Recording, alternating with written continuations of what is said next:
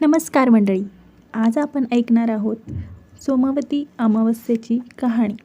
उत्कर्ष मराठी चॅनलमध्ये तुम्हा सर्वांचं मनापासून स्वागत. चॅनलवर नवीन असाल तर सबस्क्राईब करा. तुम्हाला हा व्हिडिओ आवडला तर लाईक नक्की करा आणि व्हिडिओ जास्तीत जास्त शेअर करा. चला तर मग आजच्या कहाणीला सुरुवात करूया. एक गरीब ब्राह्मण मुलगी होती, पण पैशाअभावी तिचं लग्न होत नव्हतं. यावर मुलीच्या वडिलांनी एका साधूला उपाय विचारला. तेव्हा त्याने सांगितलं की एका गावामध्ये काही अंतरावर सोन्या नावाची एक धोबीण राहते. तिचा मुलगा आणि सुनेसोबत ती राहते. तो खूप सुसंस्कृत आहे आणि आपल्या पत्नीशी एकनिष्ठ आहे. मुलीने त्याची सेवा केली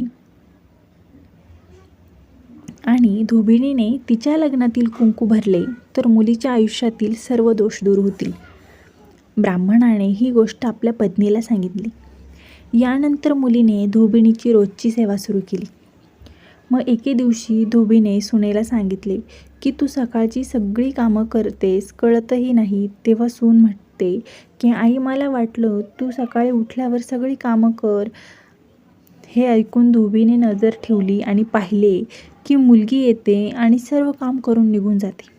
एके दिवशी ती निघू लागली तेव्हा ती धोबिणीच्या नजरेस पडली आणि ती धोबीण तिच्या पाया पडली.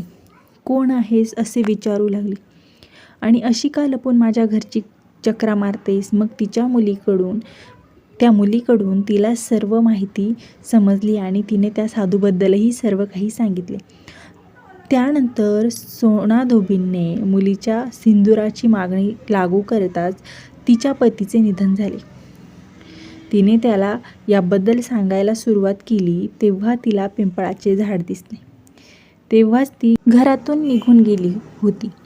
योगायोगाने त्या दिवशी सोमवती अमावस्या होती.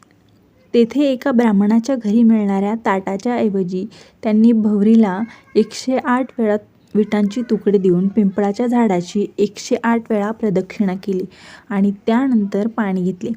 तिने हे कृत्य करताच तिच्या नवऱ्याच्या जीवात जीव आला. या व्रताचे पालन करणाऱ्याला शाश्वत फळ मिळते अशी मान्यता झाली. पिंपळाची प्रदक्षिणा करा. सोमवती अमावस्येला पिंपळाच्या झाडाला अर्पण आहे.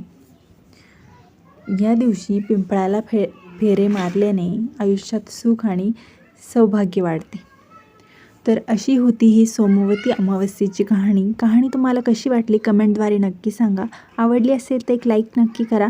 पुन्हा भेटू अशाच एका छानशा कहाणीमध्ये. तोपर्यंत धन्यवाद.